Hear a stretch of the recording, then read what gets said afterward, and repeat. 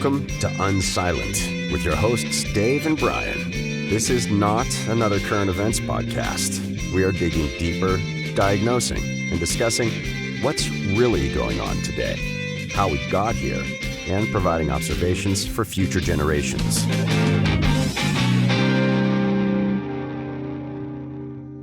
Welcome to Unsilent. We're Brian and Dave. We'd like to hear back from you. Where did we get it right? Where did we get it wrong? What do you have to say about it?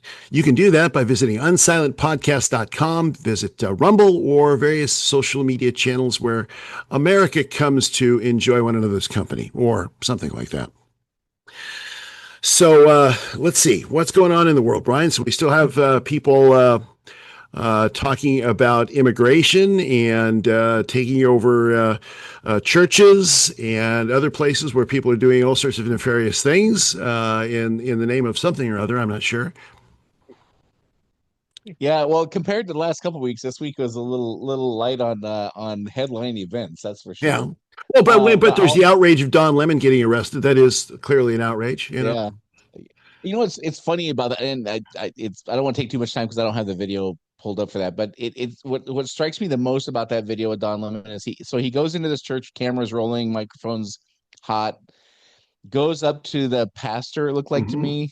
Yeah. And he's like 3 inches from the guy's nose. Like right. he's like right there, like just right in the guy's space. And the guy puts his hand on him, and Don Lemon goes, "Don't push me."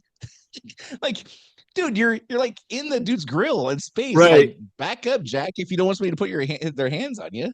Yeah. I mean, not that he set that up at all, just so he could say that line, right? Yeah. Yeah, of course not. It was all completely organic. Yeah, of course. All right. Speaking of organic, usually I try to kick things off with something kind of humorous, but this does not qualify. But I think it's noteworthy, and we'll kind of lead into where we go after that. And again, for those listening, it's not like Dave and I spend hours and hours doing show prep. We spend about 3 minutes. Like, what do you want to talk about this week? And just, I mean, because the headlines are so obvious that we don't really need to do that. But this was a study done by something called City Journal. I don't know how legit they are. But interesting statistics here. And again, we're speaking to generations, 70 years from now, trying to explain what it's like to live through this tumultuous era we're in. Of left of center respondents, 67% express at least some justification for the murder of Trump. Okay. At the same time, 54% of right of center respondents express some degree of justification for murdering Mondami. Wow.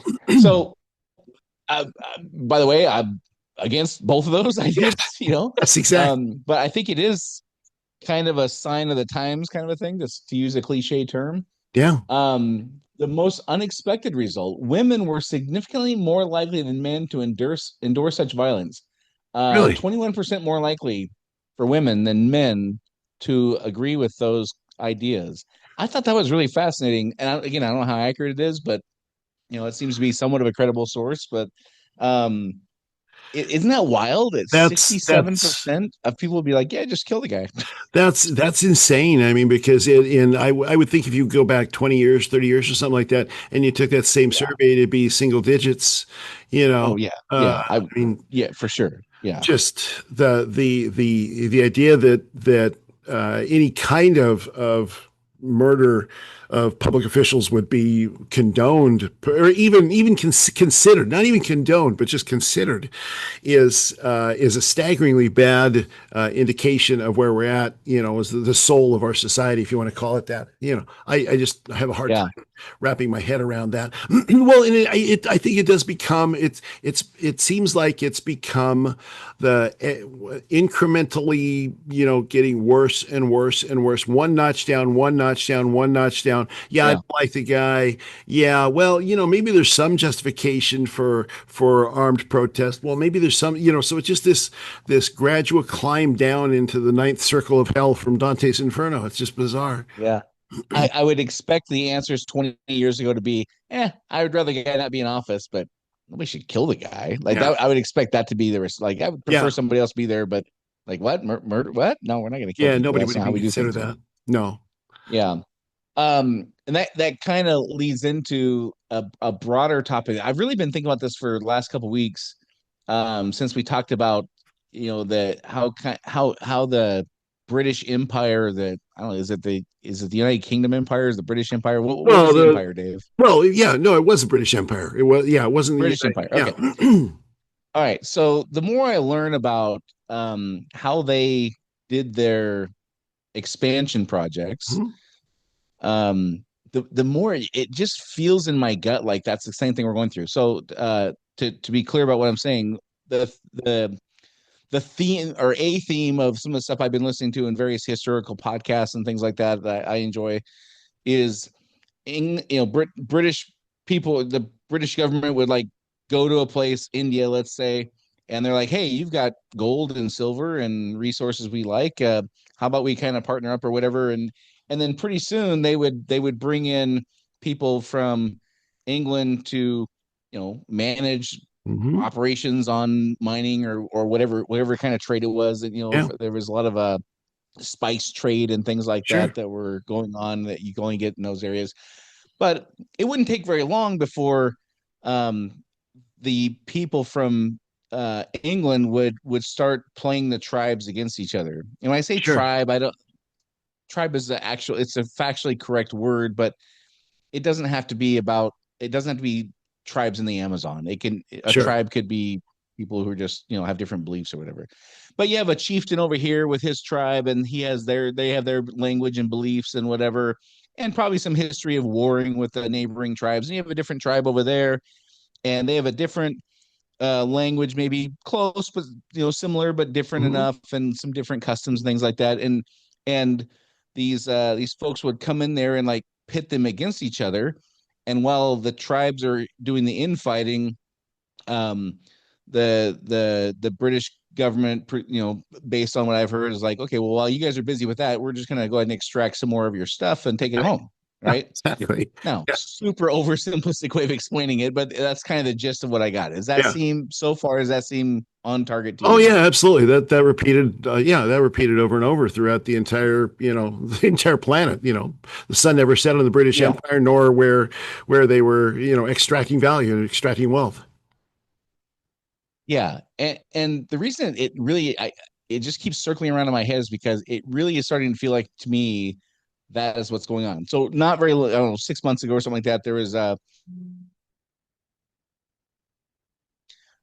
thing, a meme or a story or whatever going around social media of like, if a person picked up a jar that had 50 red ants and 50 black ants and shook it and then set it down and opened the lid, that the ants would come out fighting each other, not realizing that some other entity or force had done the jar shaking, Mm-hmm. right? Mm-hmm. Um, and that just feels like what's going on. It feels to me like not all, but many of the issues that the left and right are quote unquote fighting over are symptoms, not the real issue, Yeah. right? Hmm. So going back to a year or so ago, whenever it was, you and I kind of diagnosed that Mike Ben's video where he went through the blob, and essentially his thesis is that the blob, which would be intelligence and various different organizations and entities and NGOs and all that kind of stuff, are essentially there to preserve the corporations that are like Wall Street kind of corporations, Sure. the Exxon Mobil's of the Multinationals. world, and the multinational organizations, right, or companies. And there's documented stuff. The reason we call them Banana Republic is because I don't know what 1930 or 1870, I don't know, whenever it was, some ruler was in place in South America that was going to make decisions that were going to hurt some American fruit company or something like that, and we decided to do a regime change to protect the profits of the American fruit company. Sure. That's where the term Banana Republic comes Right. from, right? Right. We did a regime change over bananas over To, to make sure that we got more profit on bananas. right. Right. That's where that comes from. Okay. So if we accept that as basically true, which I'll pause, Hmm. do we accept that as basically true? Does that feel like it's more or less on point? That's historically accurate. Yes. Okay. So that's not much different than the British government going to India and you know, pitting people against each other to do the infighting while they extract whatever resources. This feels like a modern day version of that. Yeah. And I think our naivete and our hubris as American citizens has allowed us to come to this thought that it couldn't happen to us. Like we're we're the heavyweight champs. Like they can't do that to us, right? But it is as old as human, civilization is. If you can keep the people occupied, it's then you can, whether it's with fighting with your neighbor for over some perceived slight or perceived problem, or whether it's through entertainment, bread and circuses, the Roman Empire have given bread and circuses and we can do whatever we want, or let them eat cake, if they're starving, just go on. However you can keep them occupied, that's how you don't get popular uprisings to, and that's certainly true with what we see happening today, because everybody wants to be a part of a team, everybody wants to be part of the winning organization that seems right. I was driving into the office here today, and I think we'll get into this in a little bit, but I was driving to the office today and I saw these kids, they're probably middle school kids, just walking down the road. They had some kind of, paper with them. And I'm like, oh, what's that? They're building a sail or whatever. And then they held it up as a bunch of cars passed by, and it said ice out. And it was these middle school kids protesting ICE. Now, they probably couldn't even tell you what ICE means, but Right. it was all about just let's keep them, and I don't think that most of the people that are protesting in Minneapolis could tell you what it's about, other than, oh, it's just racist white people or something of that nature, or keep them occupied, and then we can extract the value that supports our empire, whether our empire is a multinational corporation or whether our empire is a literal empire ruled by King George or King Henry or whoever it is. Yeah. Yeah. I saw a similar kind of a meme not too long ago where it's a king and the prince go out to the balcony of this big castle, and there's a faction with torches and a faction with forks, and the king, like, aren't you worried? And the king says, no, you just gotta convince pitchfork people that they're problems, and convince the torch people that the pitchfork people cause their problems, and they'll fight amongst themselves and leave us alone. Right, exactly. And so it's as old. So if we accept the predicate notion that the blob is there to take care of the multinational corporations, and we accept the notion that the blob is not really beholden to our constitution and laws and the intent of our laws, if we accept those two things, then it doesn't seem like that much of a stretch to imagine that the same things that we've done as a country abroad and the same things that the British Empire did abroad could be done to us domestically. Absolutely. That doesn't feel like a stretch to me, right? Yeah, not at all. But the challenge I have is I can't, if all that's true, then that would mean that there would likely be some commonalities between what you and I think and the people whose kids are going out with the ice out banners. Yeah. Right. The kids are learning that at home, presumably. Right. That's where we all learn our ideas, right? So presumably the parents of those kids who have very different appear to have very different philosophical views on how things should work from you and I, we probably have some commonalities there that are just being overlooked because of all the infighting, right? Well, absolutely not just. And see, here's how I would reframe that a little bit. So the question is, do we have commonalities? And here's the things we don't have in common, as if they are in some way equal or in some way balanced or something like that, and we just happen to be focusing on this side of the equation versus that side of the equation. I would say that the commonalities are probably 85, 90% of the day-to-day realities of all the people that we encounter on a day-to-day basis, and the things that we disagree about are largely just contrivances. They're largely just contrivances. They're things that are you got to be a part of this group or that group so that you're in, but it really has nothing to do with your day-to-day life. I mean, so yeah, I think that's true. It's just and that's the genius of the blob. I mean, you Right. think about it. That is the genius of the blob, because it's so good that it can tell. It's so smart and so manipulative and so cunning and devious. All of those types of things, that it can convince people that are for the most part all the same, that they're so different that they need to fight with each other, potentially violently fight with each other, to Yeah. overcome something that they really don't even understand in the first place. Yeah. And this does feel to me different than, now I wasn't there, obviously. You were, so maybe you can answer, but during the Civil War times, this feels different than that. Oh That yeah, didn't feel, based on the history I've learned, that wasn't contrived. no, That no, not was at all. literally the Confederate States saying we can't survive if we can't have this modality of economic model. Right. Um, and again, it doesn't feel like anybody was manipulating that. This does feel manipulated to me. Yes. It's too odd not to be. You know what I'm Right. saying? Right. So, Yeah. but my challenge is I can't articulate the commonalities very well, because I just, like, for example, the stuff going on in Minneapolis. There's people out there fervently protesting ICE. Right. Okay, the bureaucracy in charge of, immigration. All Mm-hmm. right. Mm-hmm.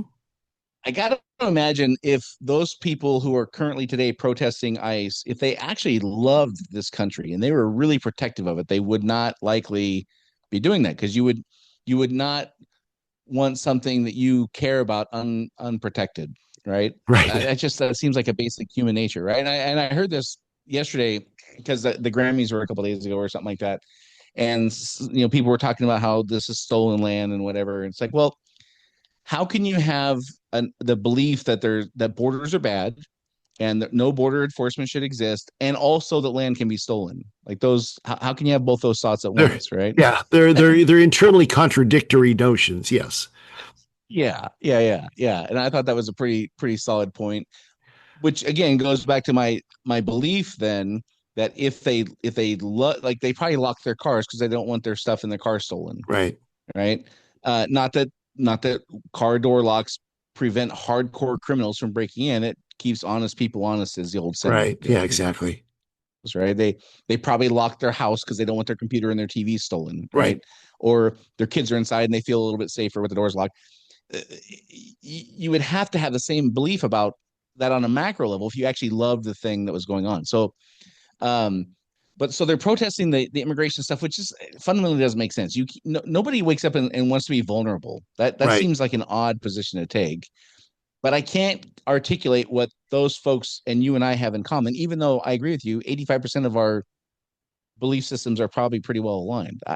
How do we go about trying to figure that out? Well, I think part of it too is where do people live in they live in a narrative. People live in a particular narrative. And so the Yeah. the narrative, so there's the logic of immigration and borders, and so there's the logic of all of that. That's one thing. And then there's the narrative that people live in, and the whole, and ICE is just another outworking of the same thing. What was our last protest? What immediately preceded the ICE protests? It was the Gaza protests, right? Yeah. Same thing. Hmm. And so, and the same level of fervor, the same level of anger, the same level of hatred from that one. And if you keep going back from protest to protest, go back to what was the Summer of Love, and Yeah. the protest during COVID. So you've got all of these things, and they seem to have no logical thread necessarily connecting them, but the reality is that they all do have a deconstructionist thread.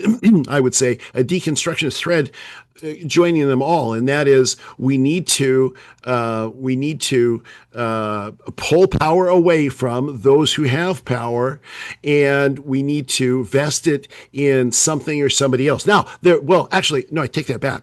The only thing that's in the narrative that's being essentially pushed is we got to pull the power away from these people. Now, what do we do with it afterwards? We no, they don't have an They answer don't for know. that. What do Yeah. you do with, okay, we're going to leave all the immigrants, and and this is how you know it's a narrative, because it's immigrants, not criminals, not rapists, not human traffickers. I was talking to somebody the other day Yeah. about this. Well, isn't this horrible what ICE is doing? I'm like, well, what do you think? How do you think that human trafficking, which is the greatest crime, that I can think of, and it's also the most Yeah. profitable thing that any of the cartels engage in, is human trafficking. Um, how do you think that is facilitated in America? Well, I don't know. Well, what Yeah. if the things that are happening and the people that are being arrested have an outsized amount of role in human trafficking? Would it then be worth it? Well, that's a valid discussion, but nobody's having that discussion. Nobody's Yeah. having that discussion at Yeah. all. So it's a complete narrative kind of immersion, if you will, I think, that drives all of this, and that people are allowing themselves. This is the genius of the blob, is people are allowing themselves to be consumed by this narrative, that to the exclusion of all other facts, to the exclusion of all other considerations whatsoever. Yeah, and they're definitely using our most what I would argue are some of our best characteristics against us, which is our Compassion. ability to have compassion. Yeah. And they're shifting the compassion from going to the 7-year-old girl who was trafficked Yeah. to the person who did the trafficking, or the person who's caught up in a mob of somebody doing the trafficking, and they just fall into this group, and like they're just trying to get here from El Salvador, and they just wrong place, wrong time. Okay, Right. fine. There's some of that, but it's odd that the 7-year-old girl from Panama or whatever, it's just that completely we just that's not even part of the discussion. It's really peculiar that, Yeah. and maybe evil. You know what I'm Well, saying? I don't use that word very often. I don't mean that word very often, but in this case, it would have to be. and I think that's how you know that it can't just be straight up organic, because Yeah, it's too. I mean, I don't want to come across as supportive of it. It's too smart.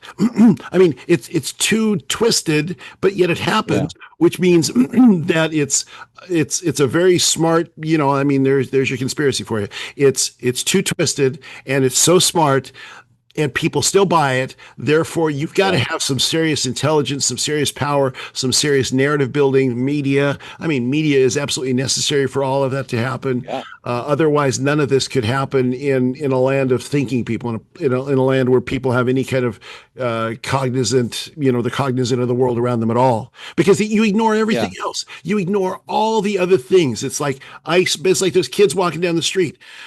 ICE bad. Well, what about all the other things in your life? What about the fact that you're protected by the police? What about all these other things? yeah, ICE bad. So, I mean, that is manipulative. It's evil. I mean, some people could say there's a spiritual nature to a thing like that. I mean, just and it's more so, I think, than we've seen in a very, very long time. I mean, I don't know that I've ever seen it like this before. No, I certainly haven't. So, but one of the things I've heard them say, as you see video clips of them, like the protesters going off on the ICE agents, or the whatever guys with like the pepper spray, the Mhm. riot gear, and all that stuff. Yeah. I have heard them say things. The protesters say things like, you're just here to protect your um corporate overlords. Kind of, Yeah. I'm paraphrasing heavily, but Yeah. essentially that's what they're saying, right? Right. So, okay, already there's a little bit of a commonality that if the blob is working on the behalf of the multinational corporations, Hmm. they're connecting the dots kind of indirectly, not directly, but kind of indirectly in these protests. Like, I'm protesting you because you serve this corporate entity, or Right. these unfair, unjust people who are protecting the corporate people who are stealing all of our stuff, right? Right. And for conservatives, it's a bit of a challenge, because historically pro business, like, well, Sure. you got, not that I don't know, many conservatives who are like, well, yeah, you got to have a 0.1% who has half the resources. I don't know anybody who says things like that, No, but no, that's not a historically, they've been conservative value. pretty pro business. So it Yeah, is kind of awkward to then jump from that, because again, all that corporatism and business get thrown into one bucket, which they're very right, much not. right, But it is difficult. But conservative people I know um, don't like this blob slash multinational corporation arrangement either. right. Nobody likes that except for the people who are benefiting it. So, in the zip codes around New York City and the zip codes around Washington D.C., presumably, Yeah. right? Is that the only connection you think, or you think there's others? Well, I think there are, well, okay, so I think there are others, and I think that we don't know what some of those others are, which is the problem. I think there's I mean, it just seems like there's this fog that kind of hides both the real and the fake. And it's funny because I listen to some of the tech forward podcasts who talk about, are we living in a simulation? Are we, and sometimes it feels like we're living in a simulation because of the unreality of the negativity of what's happening in the world. That, how is it that we're we've got things like the Epstein, all the Epstein stuff. How is all this even possible outside of the Truman Show? you know, Right. where which is an old show about the guy living in a simulation where everybody's watching. It's essentially an entertainment kind of thing. So I think there are more commonalities that both on the positive and on the negative, and we just don't see them, and we just get so, I think not most folks, but a lot of folks just get so caught up in it that we can't think straight, we can't see straight, we can't perceive Yeah. what's really Let, happening. let me ask you. Let me ask you like super super macro questions, and let's see what you think. Do you think that and let's just use 80-20 rule, right? 80%. Yeah, If it's 80% or more, that's basically everyone. You're always going to have the fringe 10% on either side of any conversation. I yeah, don't care. I don't want to factor those in. So let's just use the 80-20 rule.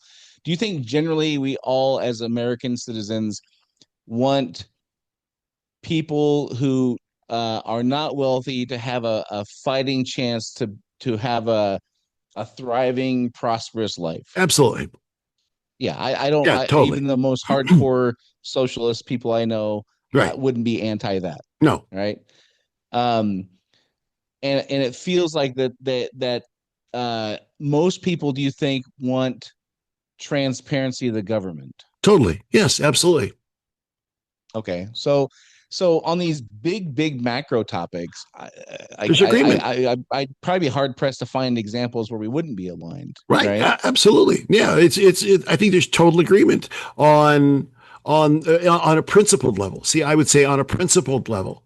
Yeah, yeah. I mean, but by the way, I don't think I'm immune from having my nose dragged in a direction by Sure. some clickbait. Yeah. No, we all I'm are. probably just as susceptible to that as anybody. Sure. We all are. Yeah.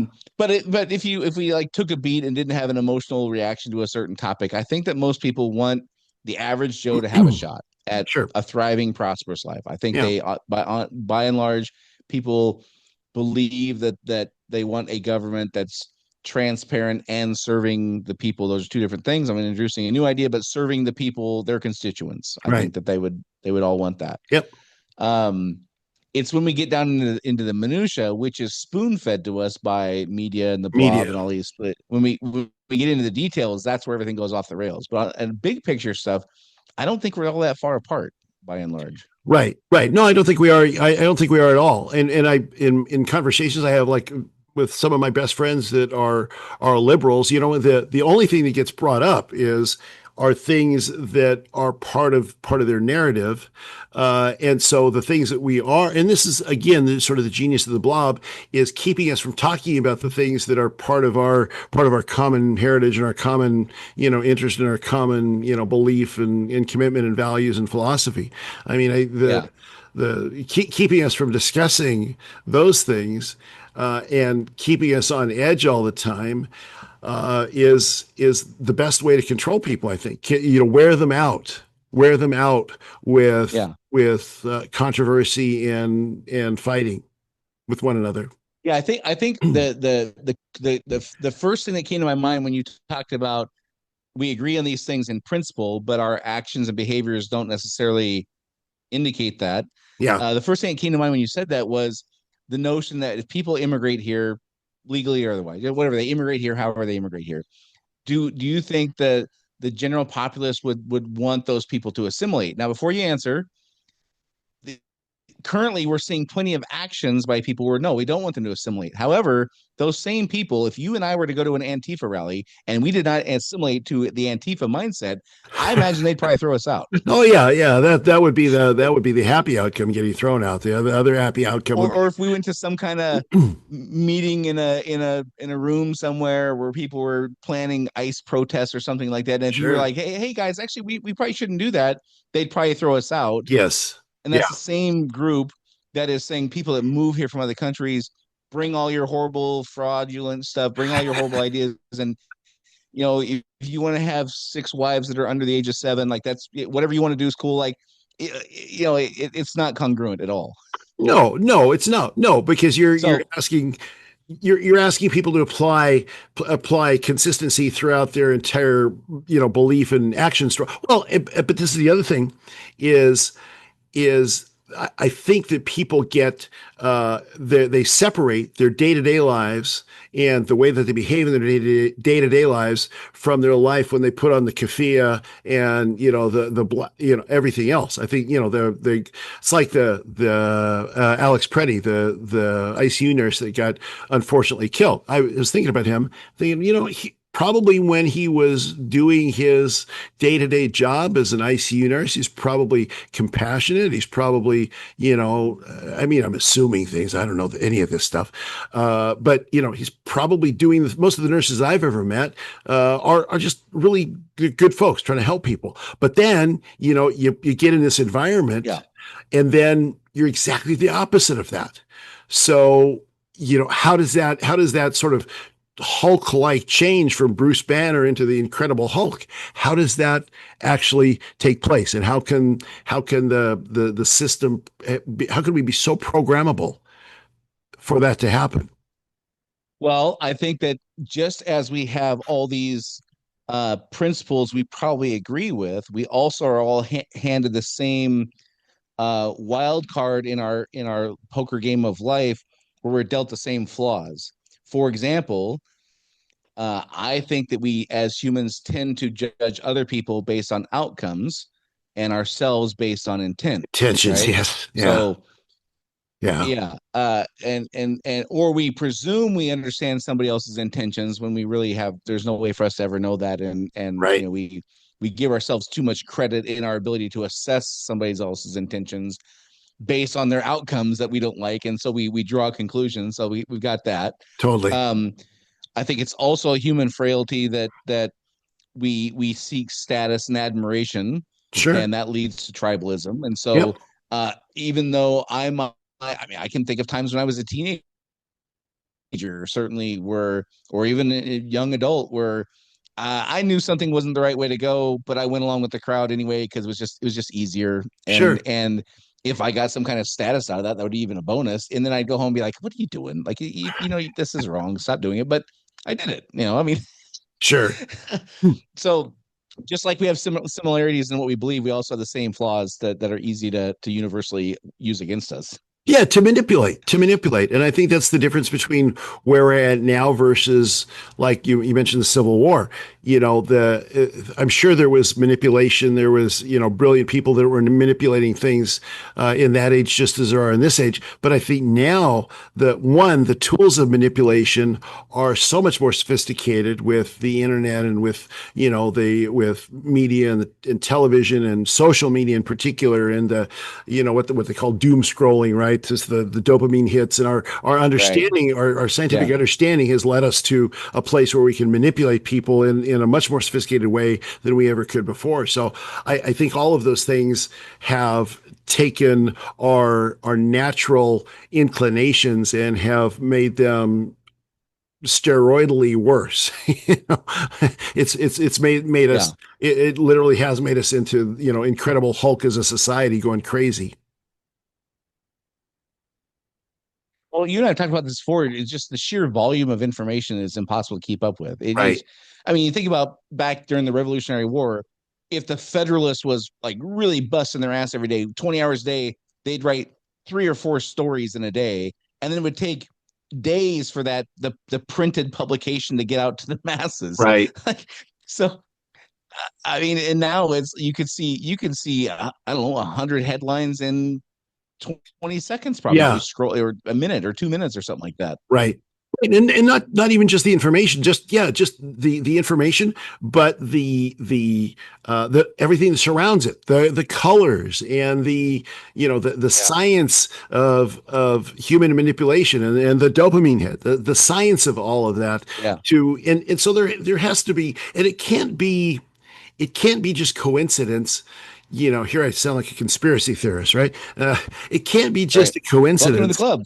Yeah, Hey, there you go. Well, I'm gonna get us some not tinfoil hats like the cone ones, yeah. but like I've seen a couple baseball caps that are tinfoil hats. I'd actually wear one of those. Well, sure. I'll get you one. Make conspiracies great again, right? I think that's our next. That's right. So That's like that could be an episode. I think, But yeah, I do right. think that there's ample evidence. All of this happening is ample evidence of forces, dark forces that we don't truly understand, manipulating us to ends that we don't want to be in, that we want to go Yeah. to.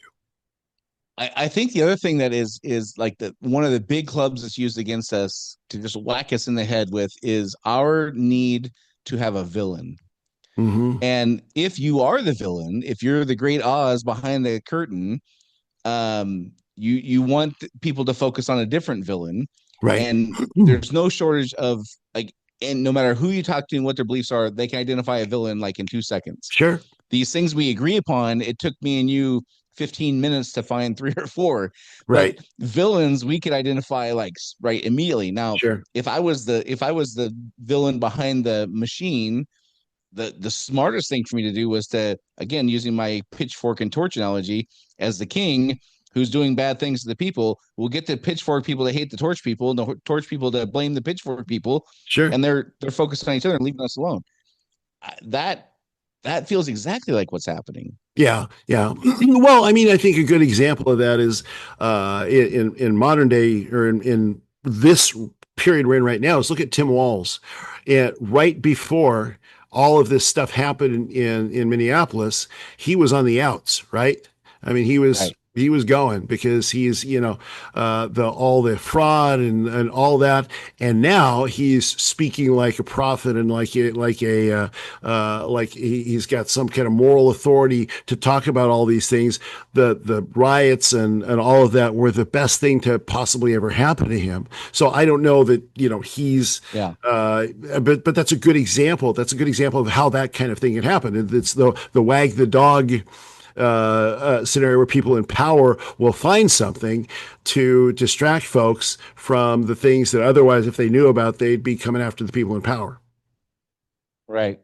So are there any other like macro things you can think of that we probably agree upon more than is you would be led to believe? If you were an alien who flew here and just started scrolling through Twitter and had never met anybody, these things would not be evident. But are there other things you can think of on like a macro things that we probably by and large agree with? Well, I do think it's all of the commonalities, all of the basic things of life that people are going to, when they sit down with each other over dinner and they don't talk about politics and they don't talk about, all of the turmoil in the world. I don't, I think we would be hard pressed to bring up things about immigration, in normal conversation. So I think it's Yeah. everything else. I think the commonalities are literally everything else. You know, Yeah, I think that people typically are like live and let live kind of people. I don't think yeah, that they are really spun out about what people do in their bedrooms or their homes right, or passions they have or beliefs that they have that don't directly impact us. I right. don't think that I don't find people that really care about that. However, when you turn on the news or you scroll through That's Twitter, all you see. that's all you see. That's everything you see when you're there. And so who does that serve? Who does that make money for? Who does the immigration debate make money for? Who does the immigration or the ICE, overreach or whatever you want to call it? Who does that make money for? You're very fond of saying follow the money. Well, yeah, absolutely, follow the Yeah. money. Who do these things, really benefit?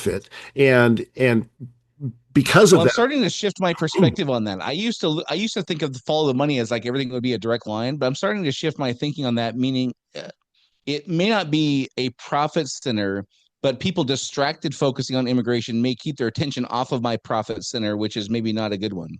oh, sure, sure. Yeah, just keep them distracted so they don't see where you're really making the $9 billion on, Somali daycares or whatever. Right.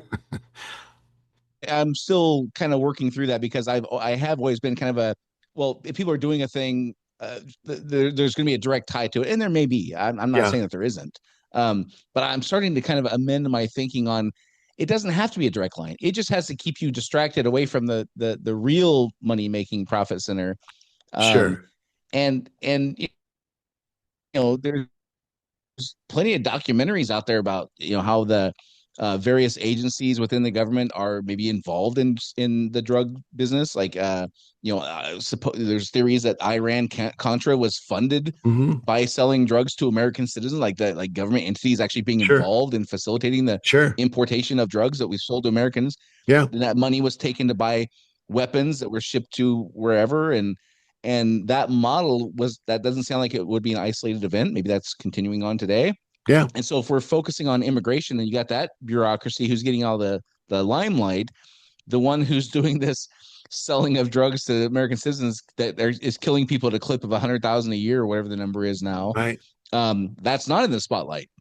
And so there isn't necessarily a money making endeavor in immigration, but the distraction is protecting the money making endeavor that is in the drug facilitation, for example. It's kind of, you might even call it action laundering or issue laundering. So we're not necessarily laundering the money per se, but we're laundering the stuff that's going on, the influence and the power peddling. We're laundering all of that. Now but the great powers are laundering all of those things, and keeping Yeah. us spun up on these other things, and even on money things. So it's almost like a different type of laundering scheme.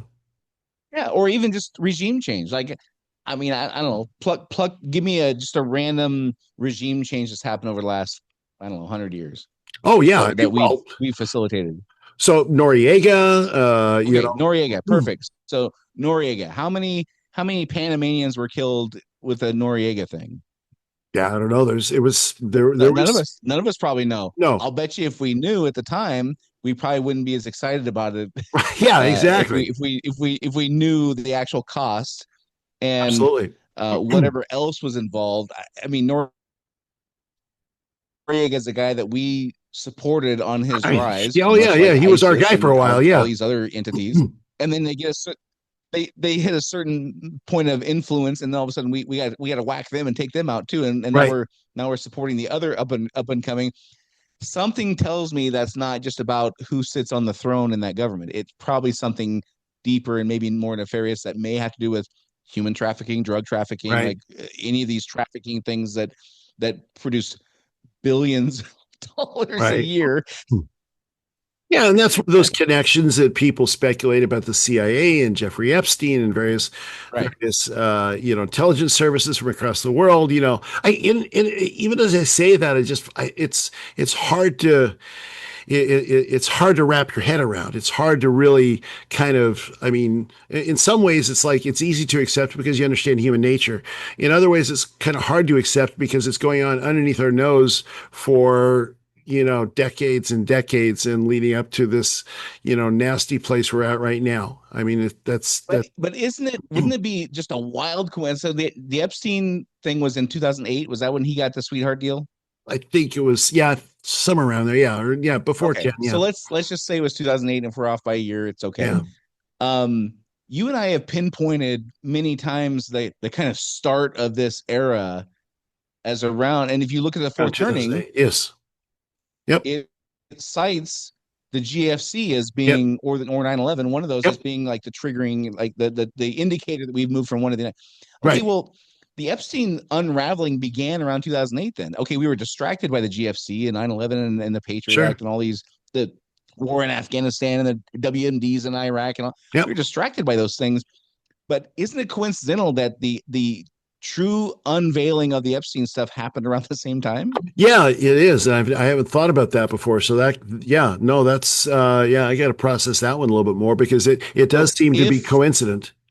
if this is just all a manipulation to keep people infighting and distracted, what time would you need to start kicking that into high gear? About the time that the Sure. stories hitting the news wire about the sweetheart deal this guy got and all the players that we are household names involved, and you get the princes Yeah. involved and you got the billionaires here involved. Like, Well, that it seems takes, like it'd be about time you shifted into high gear, the distraction enterprise. right, because it takes time to boil the frog. I mean, it just, Right. that it just takes time for all, because everything is, you got to get used to a little bit more and used to a little bit more and used to a little bit Right. more. And here we are in 2025. We're used to just about anything, we're used to, and that back to our earlier point from just this episode, where you get a majority of people having some level of acceptance of, killing people that you disagree with. I mean, that Yeah. how did we get there? Well, it probably about that same time. It's just started to Yeah. creep in. It's hard to go back in time that many years ago, but let's say that you're a person that you're part of the cohort that's involved, and you have you have lots of resources. You're a billionaire, you're a Yep. prince, you're a whatever, and you're part of this group who has this stuff on the verge of being exposed. I got to imagine you would use whatever resources you had at your disposal to begin a distraction campaign, Sure. and where you create, again, like we were talking a few minutes ago, you create a villain for some of the tribe to identify with, i.e., Mm-hmm. Donald Trump. When Mm-hmm. you create a different villain, i.e., Barack Obama or Hillary Clinton or Right. John Kerry, or like fill in the blank here, and boom, over not a very long time, a couple years maybe, you could have people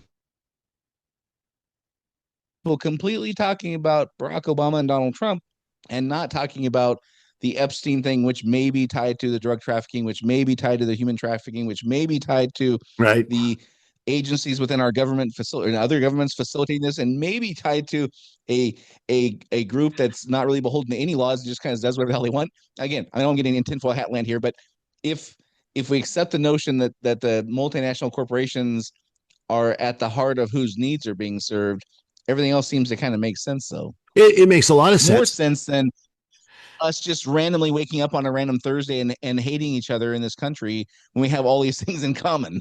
Well, and I think the other part of that is that, if you give people a simple way of explaining evil versus Right. a complex system of, if Great you're point. to unravel the multinationals and the long history and the intelligence, all of that stuff, that's very complex. Right. It's very complex. Trump is a Nazi is 5 syllables. Right. And, That's ICE is a racist. soundbite people can wrap their heads around. Well, or ICE is racist, or any of these types of things. Yeah. Those are simple, and we would rather take the path of least resistance to, because we've talked before about what do you have to have a coherent philosophy. One of the things you have to have a coherent philosophy of life is an understanding of evil, an explanation for evil. Right. It's necessary. So if the explanation of evil is, it's a 3-letter word called ICE, or it's a 5-letter word called Trump. That's simple. And I don't have to consider all of these nuances and this connection to that connection and Epstein and blah, blah, blah, blah, Yeah. blah. I don't have to consider all that. So from a marketing and from a psychology perspective, it makes perfect sense. Yeah, and I think going back to the human flaws that we're working with here, one of them I think is we would rather have certainty than Yes. to be factually correct. Yes, totally. Yeah, and that's exactly what is the motivator behind that is simple certainty Yeah. as opposed to correctness, which takes a lot of effort to figure out, if you even can. Yeah. Yeah. If you even can. I mean, again, Trump is a racist, 5 syllables.